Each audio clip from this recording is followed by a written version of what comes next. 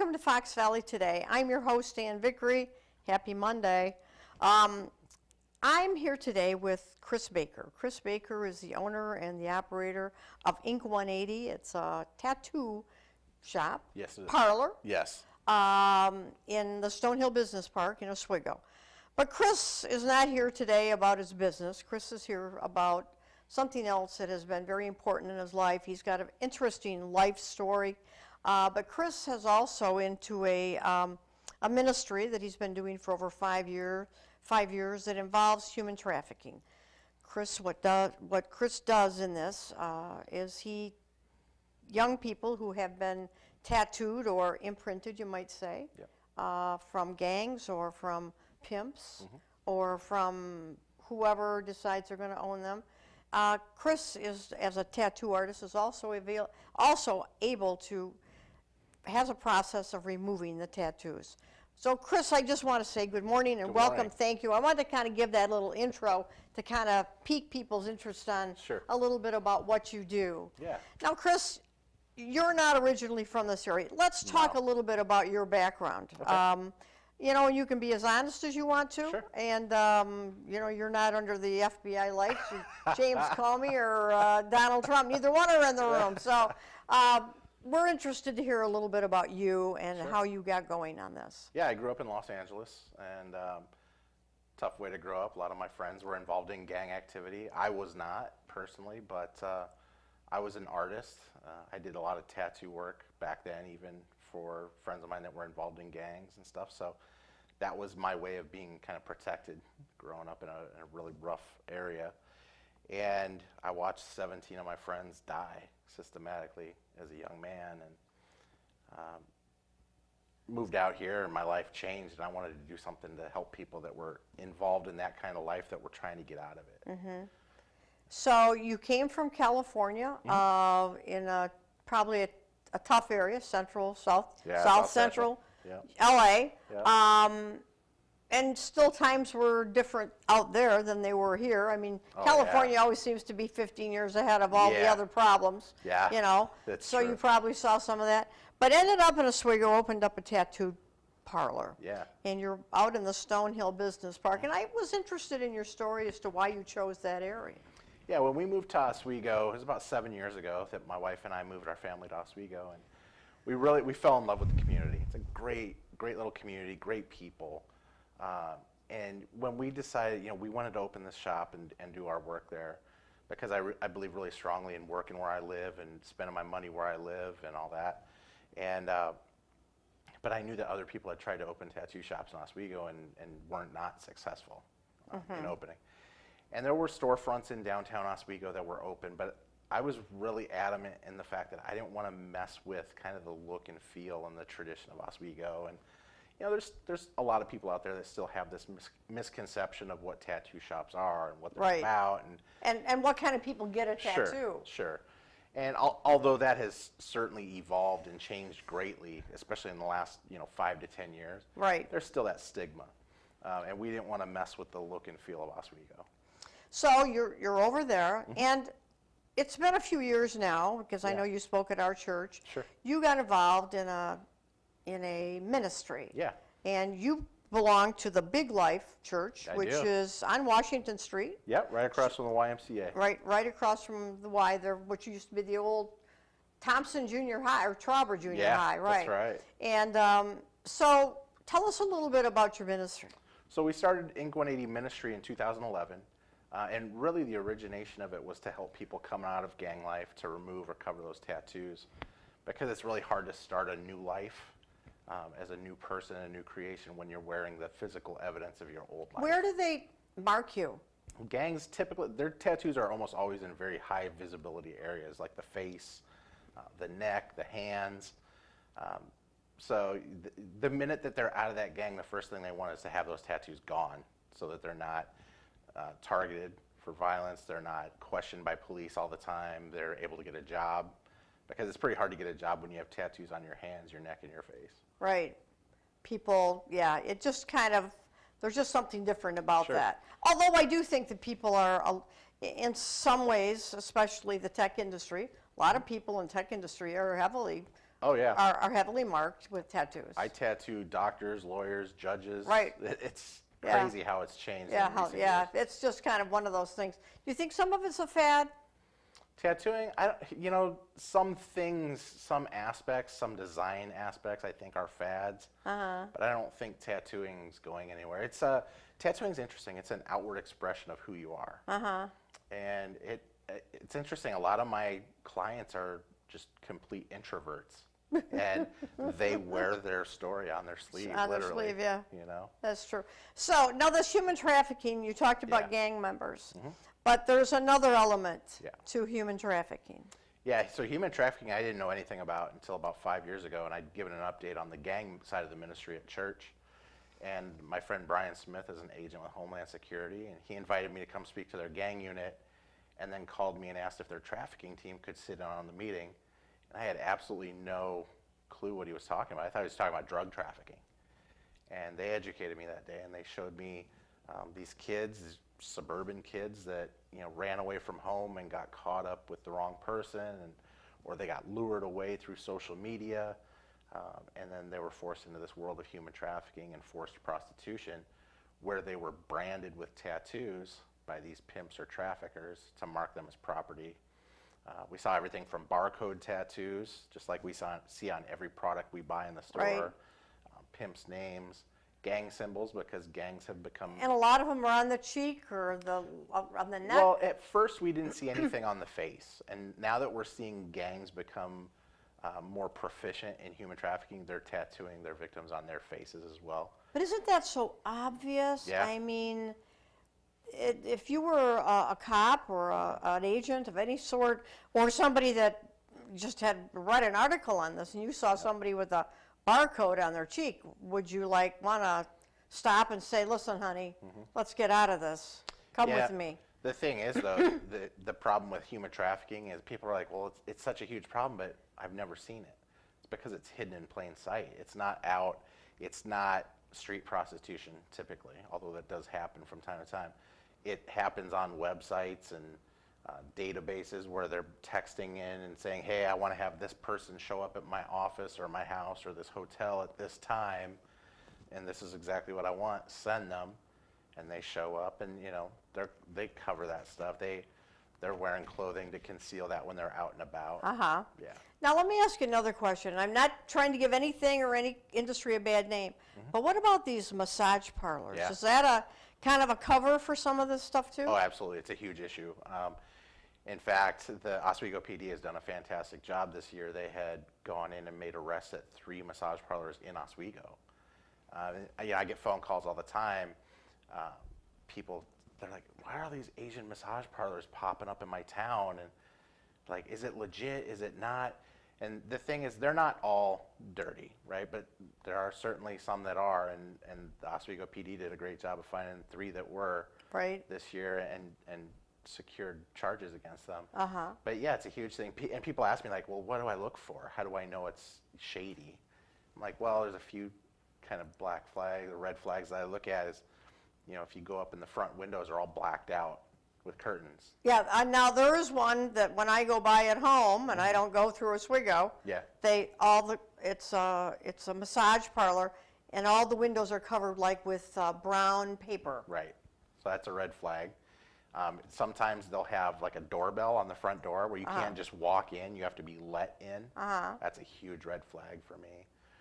And a lot of these massage parlors, they actually have the people that work there or being forced to work there, they live there as well. So there's ordinance violations. You'll drive by, like if I'm going up to the city for some event, or if I'm doing a ride along with the Chicago PD late at night, I'll come home, it's like 3 in the morning and there's lights on in the massage parlor. Like there's people living in there. And Oh, that's yeah. an ordinance violation as well. Right. So so how did you get started in this ministry? How did it begin? So I, 8 years ago, I was in a marriage counselor's office with my wife, and it was a Christian counseling center. Our counselor's name was Joan Guest, who unfortunately we just lost this year to cancer. But she saved my life because she prayed for us. And I experienced God that day and went to church the next morning. And 6 months later, I was on a mountaintop in Haiti building a school and just really started searching for my purpose. and praying and asking God what he wanted me to do for the rest of my life, because I had kind of squandered and was just a self-centered, selfish individual for the first 38 years of my life, and I wanted that to change. And he just told me, go do what you love to do more than anything, and do it for free. And we started removing and covering gang tattoos to try and help people that were trying to change their life, like my friend Dante, who was killed. And I was like, all right, I'm gonna start covering and removing gang tattoos for free, and it just blew up from there. So let me back up a little bit. Were you a tattoo artist for how many years before you started this? Oh my gosh, I've been a professional tattoo artist for 25 years. Okay, so nothing was new here. This was No. just a way of taking your talent and using it in another direction. Using it for Rather some than good, giving the just then tattoo, profiting. was removing it. Now let's go back a little bit and talk about how, as you're using this talent now to remove these tattoos. How is it these people are brought to you, or you go to them? So it's kind of different. On the human trafficking side, sex trafficking side, they're always brought to us. So we're a national provider with the FBI, the Department of Homeland Security, and the U.S. Attorney's Office. So we'll have people brought to our shop all the time through those avenues. We also work with safe houses and other organizations that do trafficking ministries, and they'll bring people to us. So maybe a volunteer who is trying to help in the human trafficking area will be the person that will bring that person to you. Yeah, and we have a requirement at Inc. 180 as well, and it is two-sided. When we have human trafficking survivors, they have to have their caseworker or social worker, counselor come with for two reasons. First and foremost, it's for that survivor, because a lot of times they deal with PTSD, and if they have a trigger or a situation that they're having a bit of a breakdown, they have that counselor immediately on hand to help them and make them feel a little bit more comfortable. And on the flip side of that, it protects me and my staff as well. Right. Because as a man who is covered in tattoos, I don't look like the nicest guy on the planet, and I probably look like a lot of the men that abused them. Okay, that's a So very, very good point. It protects both of us. Uh-huh. So, yeah, we do that. But in addition to our shop in Oswego, we also have a mobile unit that we take out, which we use mostly for gang tattoo removals. It's a 40-foot motorhome that we bought about a year and a half ago. And we transformed it into a rolling tattoo studio, and we take it all over the country now and do tattoo removals and cover-ups for people. How far do you travel in that? All over the place. I was just in California. Really? Yeah. And you went and you spent some time in that I ministry? did. I was there for a week. I covered 5 trafficking tattoos for an organization that we work with out in California. Right. So this is quite a process, though. It can be, yeah. And this stuff isn't removed on the first go-around. For removals, no. Removals take between 5 and 8 sessions that are 3 weeks apart. Okay. Cover-ups, if I'm covering a tattoo, that's all done in one day. And how do you cover one? Creatively. That's the fun part. You take and just make a bigger tattoo? You do a different tattoo over it. Okay. Yeah, now I don't do any tattoo cover-ups on the face. All right. So if it's on the face, it's strictly removals. But Right. anywhere else, we'll do cover-ups if they want. So they have that choice. Right. So let me ask you a question. Sure. These young people who have been used, abused, in some of the worst possible situations. Yeah. How is it they came by getting themselves into these things? Well, all the survivors that I've been able to help so far, except for one, have been runaways. And we've heard everything from they were sexually abused in the home from a very, very young age, to they were in the foster care system and were abused or neglected for whatever period of time, and finally they were like, I can't take it, and I'm running away. And then we've had, across the other end of the spectrum, kids who said, well, I like this boy, but my parents don't want me to be with him, so I ran away for the weekend to go to Chicago with him, and then they get caught up in it. There's a reason why your parents didn't want you to date that boy, because Right. they knew something was going on. Something. And we also have kids who are lured away through social media. They'll meet somebody that they think is a boy their same age on social media, and they'll say, hey, I'm going to come get you for the weekend, and we're going to go to Indianapolis or wherever, or Milwaukee or Chicago, and then they're caught up in it. They get them away from the home. They draw them away from the home. And there was just a case in Chicago Yeah. where they took that 14-year-old girl, the guy and literally sold her to another guy Yeah. who ended up murdering her. Yeah, it happens every single day. And it happens out here too. People, a lot of people will think, oh, that happens in the city. That happens, south side, west side of Chicago. But no, it happens here in Kendall County as well. Now, you do a lot of work in the schools too. I do. And what do you do? What I kind of educate our program? kids. I educate our kids about things like the whole human trafficking issue, and a lot of stuff having to do with social media safety, because these kids are putting themselves at risk by what they're posting on social media, and they have no idea what they're opening themselves up to. When you talk about that, what do you mean? What do you mean, what are they posting? Posting pictures, they're tagging themselves in places so people can say, oh, look, they're at this place right now. I can go over there and find them. Here's a great example. My oldest daughter, Mackenzie, she's now almost 20. She played travel softball for years. And every year when she made whatever team she had tried out for, they got their uniform. She took a picture of her in her uniform with her number and everything, right? And then a couple of weeks later, my wife and I were at an event up in the city, and she needed a ride to practice. So she posted on Facebook, hey, can anybody pick me up and give me a ride to practice? My parents aren't home. Oh my God. Innocently just trying to get a ride to softball practice, unknowingly putting herself at risk, because now there's a picture of her on her social media with her uniform on, what number she is. They can go on the website for the Oswego Wolves and say, oh, here's the team that she's on, because she listed that in her post with the picture of her uniform.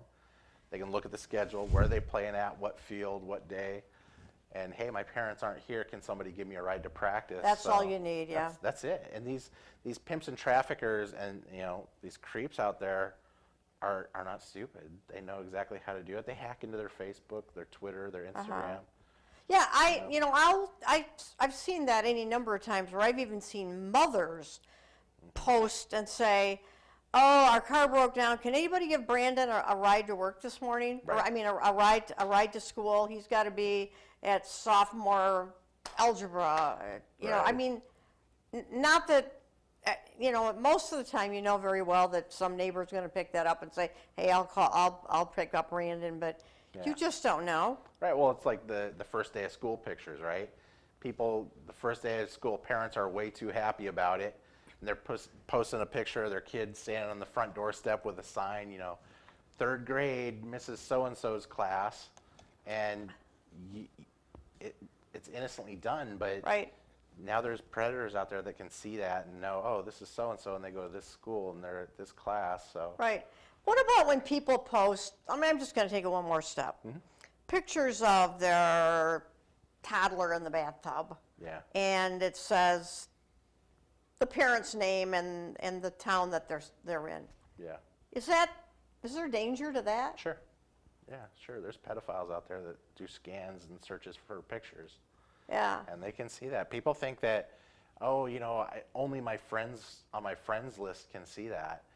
I thought that too until I met with the Internet Crimes Against Children folks from the FBI, and they hacked into my Facebook account in about 13 seconds. And there you were. Yeah, and there were your kids. Once it's out there, once it's out in cyberspace, it's there forever. Even if you delete it, it's still out there.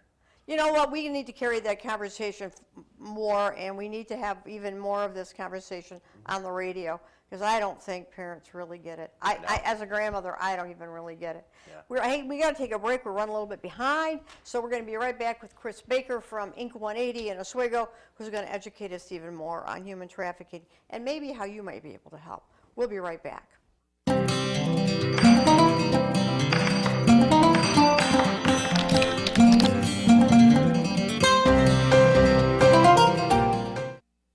So, I just moved in with his family, and it's embarrassing. The little one, he likes to go outside and crawl around in the giant litter box. I don't know what he's doing. I mean, I was born and I knew how to use the litter box. Look at that. That's disgusting. Oh, poop already. You're making me nervous. Oh, okay, I can't look at this anymore. I really hope he grows out of this, for his sake.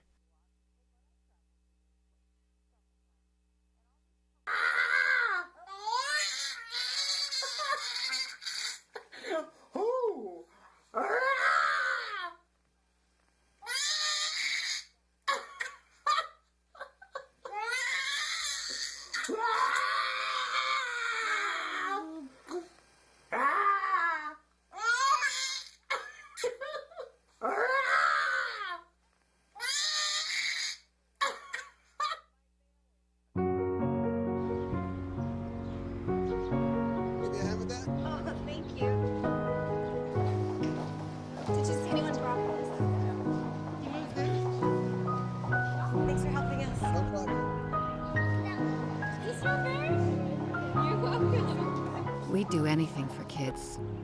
Yet 1 in 6 children in the U.S. struggle with hunger. Help end childhood hunger near you. Learn how at feedingamerica.org.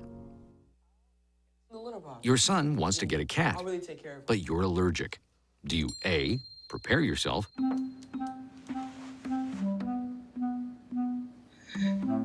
B, make the best of it, C squared equals 25. Good job. or C, find a loophole? When it comes to parenting, there are no perfect answers, but that's okay, because you don't have to be perfect to be a perfect parent. Teens in foster care will love you just the same.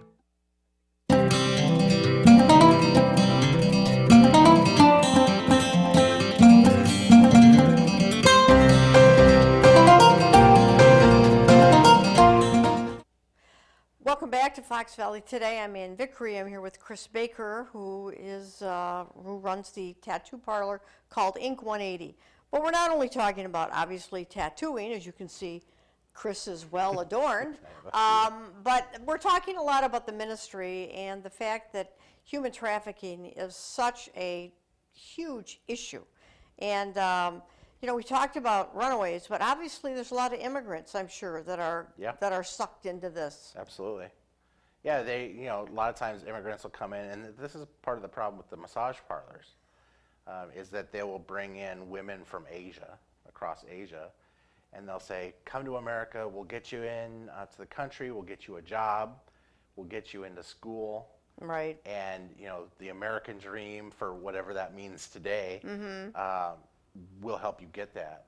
And they come in, they have them working in these massage parlors, they take their identification, their passports, and now they're in America with no identification, a huge language barrier a lot of the times, and they're terrified because the current state of our country with immigration and illegal immigration, they don't want to be deported, right, sent away. Because they got in here illegally, and Absolutely. and so here they are. Now they're being used, abused, and God only knows what else. Right. Now, when you go out into your ministry and you're talking to these kids, and basically you're talking to them about the dangers of social media, what are you telling them if they're thinking about, you know what, I'm going to blow this pop stand. I got to get out of Oswego. I got to get away from these parents. You know what, I'm just going to hitchhike to California. Yeah. What are you going to tell them? I tell them what it's really like. Tell us what it's really like. I tell them the stories. I mean, I've had kids tell me, I ran away from home because my parents grounded me and took my iPhone away for a week. So I ran away from home to show them. But then I tell them, like examples of stories. Like we have had people who went to a party, got drugged, and they end up in Cleveland, Ohio the next day. Kids don't understand just how fast this stuff happens. It's not, a period of time where it takes place. It's one wrong mistake and you're swooped up. We've had girls, we've had attempted kidnappings at Fox Valley Mall. Mm-hmm. It's one of the big places for kids in Kendall County to go hang out. Right. There's just a lack of things for young people to do, so they go hang out at the mall. But Chris, it's kind of funny because kids want to be cool. Where do cool kids go anymore? Yeah. And you don't know. That's it. What do cool kids do? They go to the mall and hang out at the video arcade thing that they just opened up there. And just to be a part of something. Yeah. And you never know and so who else is hanging out at the Fox Valley Mall? Right. So we've seen examples where there'll be, a couple of guys working together and there's a group of 10 girls all kind of hanging out. They'll go up and go, oh, you look really pretty. And there'll be one girl every time they'll turn around and go, oh, thanks. That's who they go after. Mm-hmm. They look for those who are insecure, who are looking for attention, who are seeking something, and that's who they target. They're like, oh, come on, I'll buy you some food, or I'll buy you some Jordans, or I'll buy you a phone, or whatever. Right. And it's the beginning of that slow grooming process. Oh, give me your phone number and let's talk. And then they're texting and asking for photos, like send me a picture of you. And first it's just an innocent photo, like fully clothed, and then it's, well, send me a topless photo or send me this nude photo, and they'll do it. And now they've got this cache of pornographic images of this girl or boy, and they say, now I want you to do this. Because if you don't, And if you don't, I'm going to post all these pictures and these videos that you've sent me on social media, and I'm going to tag all your friends and your family. I'm going to send them to everybody in your school. that's right. I've got all your contacts And now. that's what they do. That's one of their tactics. And then they're trapped, and they feel like, okay, I have to do this, and then they're gone. Right. Yeah. So is this sexting thing, is this really a big deal? It's an epidemic. It is an absolute issue. Between kids? Yeah. Yeah, my oldest daughter, Mackenzie, she's now almost 20, but when she was in high school, she would come to me and say, Dad, look at this. I just got this text from this boy.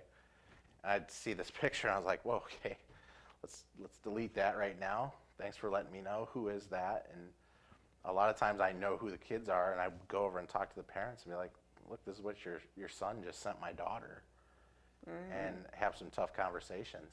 You know, I mean, I can be pretty intimidating to a 16 Yeah, and I'm sure you can. But the other part of that is some of these kids that are passing this pornography around, Yeah. these kids are over 15 or 16. They can be charged Absolutely. with a crime. Absolutely, and that's one of the things I've told my kids. I'm like, this is no joke. Like, what you think is funny in one moment is potentially a felony. A felony, yeah, down the road That'll if you ruin- pass a Not just a felony, but then you're going to have to register as a sex offender. sex offender down the road. Yeah. You know, I don't know that there's any quick answer to this except educate, educate, educate. It And is, put yeah. the fear of God into some of these It's kids. that, but you know, one of the biggest problems is, you know, on the education side of it, so many parents are afraid to have these tough conversations with their kids. And I know that because our house has been a place where our kids' friends come to ask the tough questions that they won't ask their own parents because they know what we do and what we're involved in, the education stuff. So they'll come and sit in our house and ask my wife or I. It's alarming, the things that So these what, kids I are. mean, we've only got about 2 minutes left here, but how do you start a conversation? My thing is, I have these real calm, collaborative conversations. I tell my kids, you can ask me anything you want. Nothing's off base. And some of it's going to be uncomfortable, but none of it's funny, and we're just going to talk about it, and you're not going to get in trouble. And building that trust over time from when they were really little kids to building that trust with our kids to where they know, okay, Dad's not going to fly off the handle when I ask him Dad's about not going to this. freak, yeah. It's a process, and it has to start when the kids are very young. Yeah, so it doesn't start when they're 14. No, It 'cause- starts when they're 7, 8, 9, 10. You Yeah. just keep working towards that part. Yeah. When is it the appropriate time to have the talk? Well, I hate to say the talk. I think Yeah. it's the conversations. Like, okay. And I think Right. I think those conversations need to start when our kids are starting school. Yeah. Unfortunately, and some people are probably watching this saying, "What? Like when they're 5, 6?" Yes. Well, that starts with inappropriate touching. Absolutely, and You that's know. that's a good place to start with it. and Whether then it's with build up from Cousin there. Eddie or Uncle Joe or anything. or Grandpa Don, Yeah. you know? Yeah, it needs to take place, and we need to not be uncomfortable talking to our kids Right. about that. It's important. It's vital. It's their lives could depend on it. You know, there's also another shocking thing. You see the number of women teachers who are involved with some of these young kids. Staggering, Yeah. yeah. A whole other conversation. Absolutely. Well, thank you very much, Chris, for coming over. If you Thank would you. like to join us further, we're going to be on 107.1 in just a couple of minutes. Thanks for joining Fox Valley today. Thanks to Chris Baker and all Thank you you. do. Thank All right, you. we'll see you next time.